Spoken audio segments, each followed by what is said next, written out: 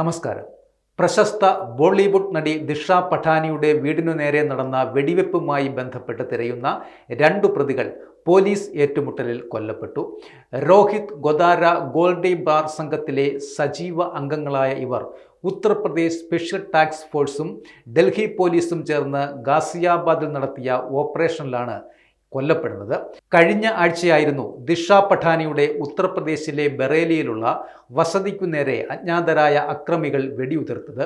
സംഭവത്തിനു ശേഷം കനേഡിയൻ അധോലോക സംഘാംഗമായ ഗോൾഡി ബാർ സംഘത്തിൻ്റെ ഉത്തരവാദിത്വം ഏറ്റെടുത്ത് സോഷ്യൽ മീഡിയയിൽ പോസ്റ്റും ഇട്ടിരുന്നു.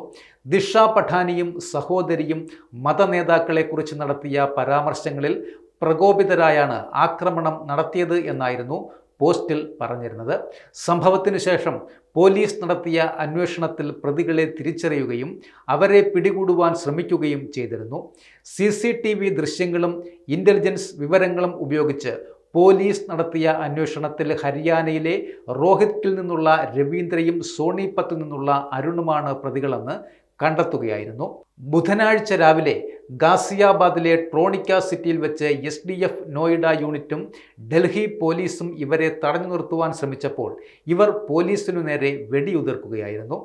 തുടർന്നുണ്ടായ ഏറ്റുമുട്ടലിൽ ഇരുവരെയും ഗുരുതരമായ പരുക്കുകളോടെ ആശുപത്രിയിൽ എത്തിച്ചു എങ്കിലും മരണം സംഭവിക്കുകയായിരുന്നു.